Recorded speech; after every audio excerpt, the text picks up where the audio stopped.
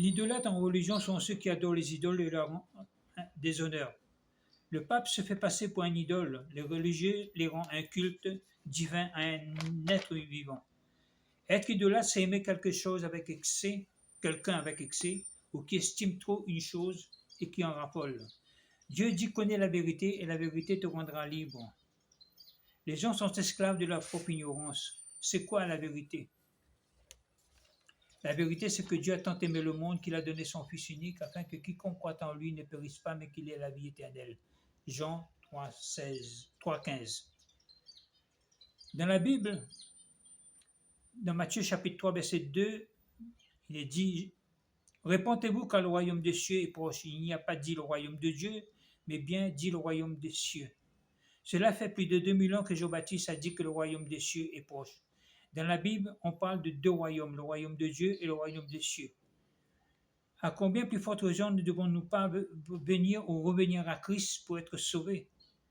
Quand nous voyons tout ce qui se passe dans ce monde, tous ces événements tels que l'immoralité, la perversion, toutes ces catastrophes qui deviennent de plus en plus insupportables, nous voyons que le temps est proche, même plus proche que nous le pensons. Tout est sans dessus-dessous. Nous ne pouvons pas faire comme si tout va bien. La seule chose que nous devons faire, c'est de venir à Christ et de rejeter le péché. Jean pratique le baptême d'eau, mais le baptême d'eau ne nous sauve pas. Le baptême d'eau, c'est le baptême de la repentance. Le baptême d'eau, c'est l'union avec Christ. Il a pour but d'être pardonné de ses péchés et recevoir le Saint-Esprit. Il y a deux baptêmes, le baptême de la repentance, la rémission des péchés et faire un avec Christ. Le baptême d'eau nous sépare du péché, nous pardonne par la confession que nous renonçons à vivre dans le monde.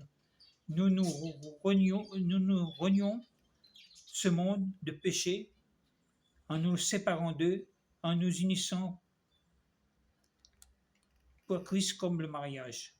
Nous savons que notre vieille nature a été crucifiée avec Christ, afin que ce corps de péché soit réduit en impuissance et que nous soyons plus esclaves des péchés, car celui qui est mort est quitte du péché ou justifié.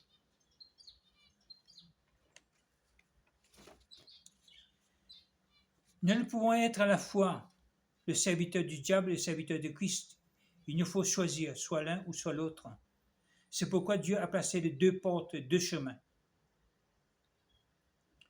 Matthieu 7, verset 13 dit « Entrez par la porte étroite, car la porte qui mène à la destruction est large et la route est spacieuse. Nombreux sont ceux qui s'y engagent, car la porte qui mène à la vie est étroite et sa route est difficile. Peu sont ceux